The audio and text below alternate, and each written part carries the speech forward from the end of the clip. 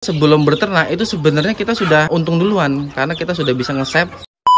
Udah saya jabarkan juga kalau kita beli di UC harga satu boxnya 800, kalau kita cetak sendiri nggak sampai 800.000 ya, menghasilkan 100 DOC paling cuma.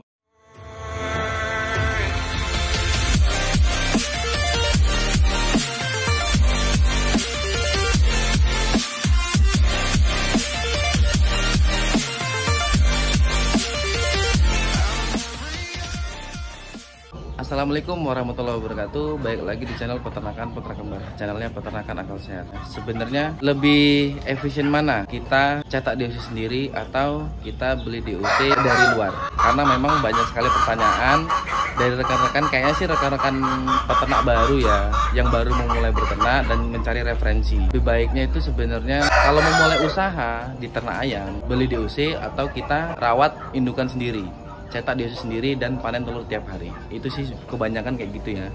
Nah, nanti saya akan jelaskan sedikit demi sedikit kelebihan dan kekurangannya. Yang pertama saya akan menjelaskan kalau kita itu pelihara indukan sendiri. Sebenarnya kalau untuk pelihara indukan sendiri nggak ada kelemahannya, karena memang untuk pelihara indukan sendiri ya rekan-rekan, itu sangat-sangat simpel.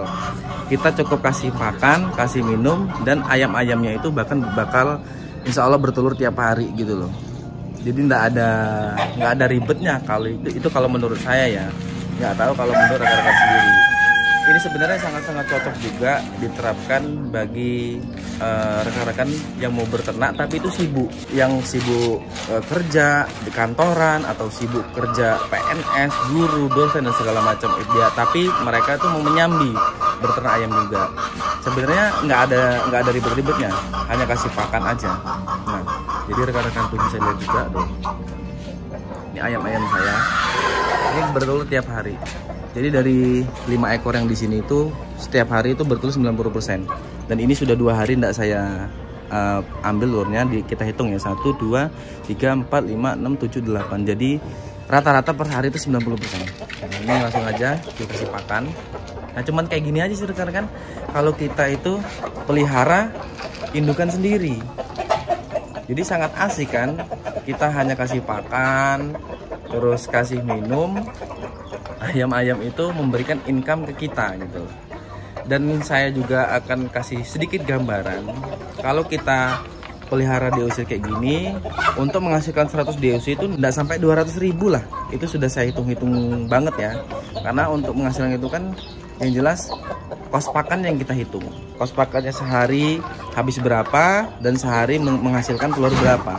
Kita kalkulasiin selama seminggu, kos pakannya itu selama seminggu ayam-ayam ini menghabiskan berapa ribu rupiah gitu loh.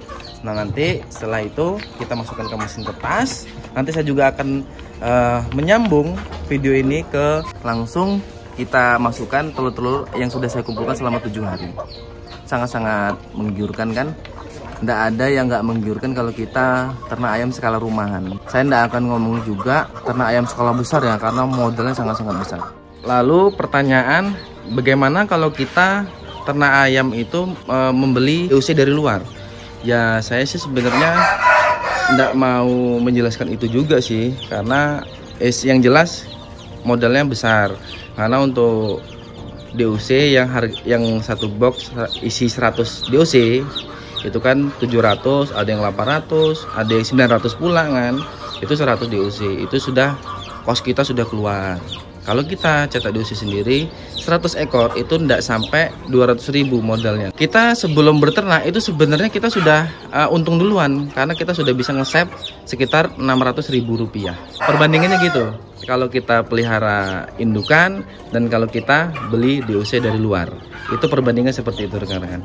Sudah saya jalani juga, makanya saya sekarang beralih ke ternak ayam indukan, ayam kampung, itu skala rumahan. Karena memang modalnya itu minim, perawatannya mudah, dan semua orang sepertinya sih bisa ya ternak ayam skala rumahan kayak gini. Oke, langsung aja ya, kita mau panen DOC-nya dulu ya. Cukup segini aja. Yang penting udah bisa keluar. Rata-rata sudah menetas. Kita bersihin dulu cangkangnya ya. Menetas segini. Oke, kita lanjut yang kedua. Nah, ini adalah DOC kita yang kedua. Ini kita pindahin aja. Kita jadiin satu aja DOC-nya. Setelah itu kita pindahkan ke mesin tetas. Yang nggak jadi, telurnya kita jadiin satu. Jadi rekan-rekan sangat simpel ya. Kalau rekan-rekan punya 10 ekor indukan yang bertelur setiap hari, insya Allah sudah bisa menekan atau kita nggak perlu beli DOC di luaran lagi. Yang jelas tentunya rekan-rekan bisa menghemat di segala sektor kalau punya indukan sendiri, punya mesin telur sendiri, ya usaha skala rumahan. Oke, kita langsung bawa aja telur-telur ini ke mesin tetas ya. Ini udah seminggu dan ini hari Minggu, mungkin videonya akan telat 1 hari ya. Kita langsung bawa aja ke mesin tetas.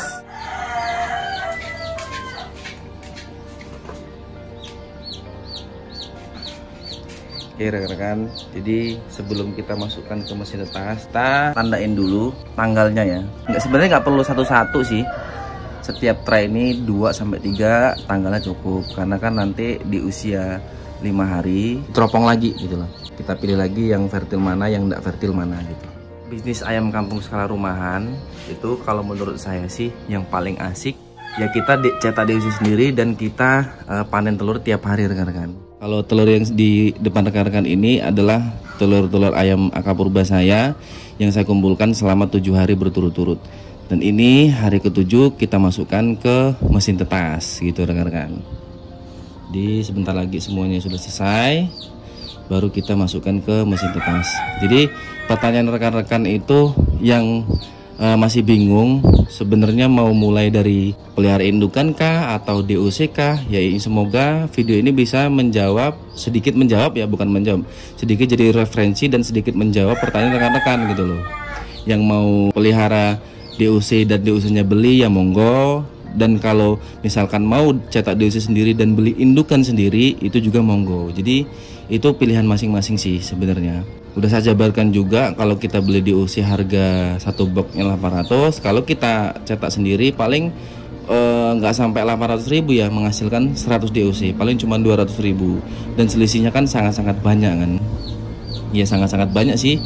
Itu selisih itu bisa kita gunakan untuk keperluan yang lain, beli pakan, beli ini, beli itu, untuk kebutuhan kandang lah. Jadi bisa kita alihkan ke yang lain, kos-kos yang tadinya tidak perlu, kos-kos yang tadinya banyak keluar, itu kita bisa manfaatkan yang lebih utama. Makanya saya bilang kalau kita jadi peternak mandiri itu sangat-sangat nyaman sih menurut saya, sangat-sangat asik dan sangat-sangat menguntungkan. Nah sebelum kita masukkan jangan lupa traynya itu disejajarkan dulu ya, jangan langsung dimasukkan aja, takutnya telurnya kenapa-kenapa.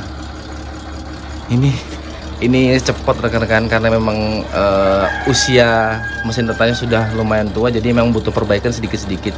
Ini kita nanti langsung kasih aja sih baut sendiri, nggak masalah. Jangan lupa juga kalau setelah selesai disejajarkan mesinnya jangan lupa dimatikan, karena nanti takutnya di saat kita lagi memasukkan telur traynya itu jalan sendiri, yang ditakutkan. Nah kalau saya begini caranya, untuk telur yang sudah masuk duluan itu kita pindahin ke bawah. Jadi yang di atas itu telur yang baru masuk atau tanggalnya masih muda lah. Nah yang di bawah itu tanggal yang sudah tua, yang sebentar lagi mau menetas. Seperti inilah kira-kira rekan-rekan. Jadi kalau saya sarannya ya kita harus jadi peternak mandiri sih, biar tahu rasanya gimana caranya cetak DOC sendiri, gimana rasanya kita panen telur tiap hari, gimana rasanya kita pelihara indukan sendiri dan rawat indukan itu. Kalau saya merasakannya sudah bertahun-tahun, alhamdulillah asik-asik aja. Dan ya ternak itu simple lah, ternak itu sangat menguntungkan kalau kita tahu caranya ternak yang benar, yang baik gitu. Bagi kalian rekan-rekan yang baru belajar berternak, yang baru mau usaha di ternak, tentukan pilihan rekan-rekan dari sekarang. Kalau menurut rekan-rekan tuh lebih menguntungkan pelihara indukan sendiri, panen telur sendiri, dan menghasilkan DOC sendiri, monggo cari indukan. Tapi kalau menurut rekan-rekan itu lebih menguntungkan beli DOC, ya monggo beli aja DOC dan nggak usah repot-repot ternak dari indukan, gitu ya. Ini yang terakhir dimasukkan. Nah, udah. Oke. Alhamdulillah udah semua. Jangan lupa juga untuk mesinnya dihidupkan lagi. Oke. Langsung ditutup ya.